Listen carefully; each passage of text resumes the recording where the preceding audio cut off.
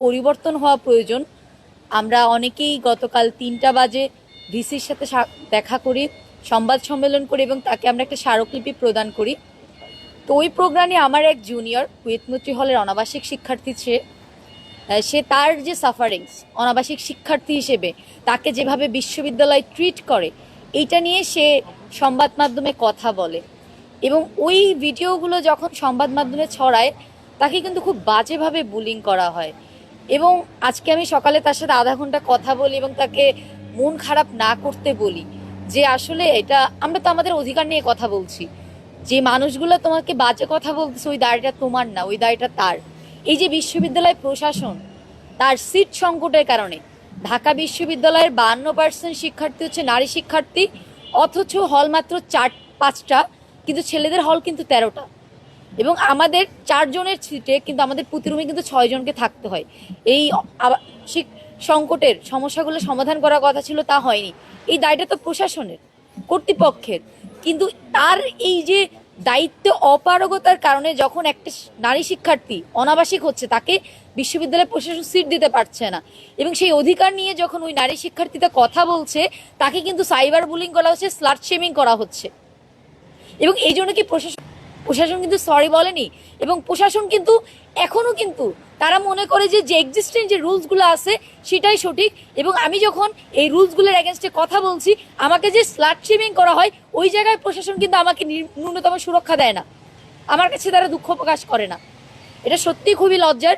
এবং প্রশাসনকে আমরা বলবো আমাদের যে দাবিগুলো সেই দাবিগুলো কিন্তু যৌক্তিক দাবি, আপনারা দাবিগুলো মেনে নেন, নয়তো আপনারা দেখবেন আপনার এই যে আপনি দাবি পালন না করে আপনার পদে থাকছেন এবং আপনার এই যে নিরাপত্তা নিশ্চিত করা যে অপারগতা সেটা ঢাকার জন্য আপনি কিছু অযাচিত নিয়ম রেখে দিচ্ছেন এবং ওটাকে আপনি জাস্টিফাই করতেছেন, মূলত এটা আপনার পদে থাকার যে বৈধতা ওটাকেই প্রশ্নবিদ্ধ করছে।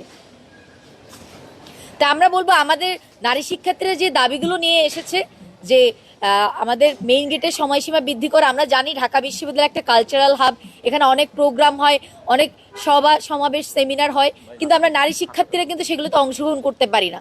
আমরা জানি ঢাকা বিশ্ববিদ্যালয়ে কোনো কালচারাল প্রোগ্রাম হলে যে প্রধান যে আয়োজনগুলো সেগুলো কিন্তু শুরু হতে 10টা পার হয়ে যায়, কিন্তু আমাদেরকে কিন্তু ওই প্রোগ্রামগুলোকে অ্যাটেন্ড না করে হলে ফিরে যেতে হয়। কারণ আমি যদি আমার নির্দিষ্ট টাইম অতিক্রম করে আমাকে হলে ফিরতে দেওয়া হবে না, হলের ভিতরে ঢুকতে দেওয়া হবে না।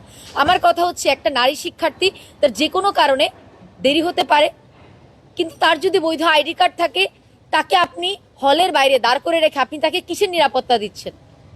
তার অধিকার যে তাকে আপনি ঢুকতে দিবেন, তার আইডি কার্ড থাকলে, তার বৈধ পরিচয় থাকলে তাকে আপনার ঢুকতে দিতে হবে, এটা ওই নারী শিক্ষার্থীর অধিকার।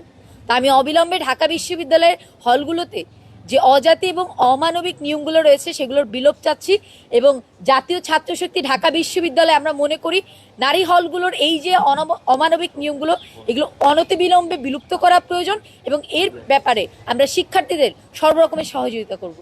ধন্যবাদ। ধন্যবাদ রিমিজাকে।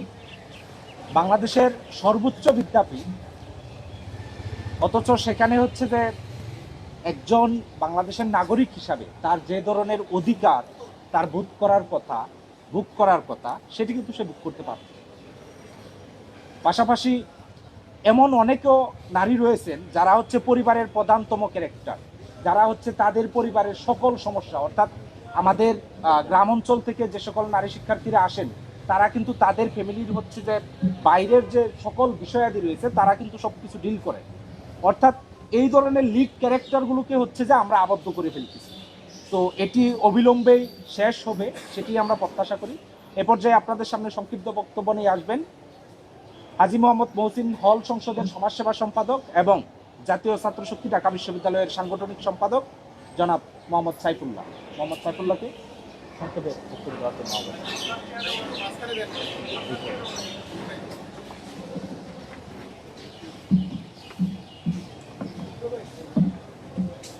প্রিয় সাংবাদিক বৃন্দ, সবাইকে ধন্যবাদ হওয়ার জন্য।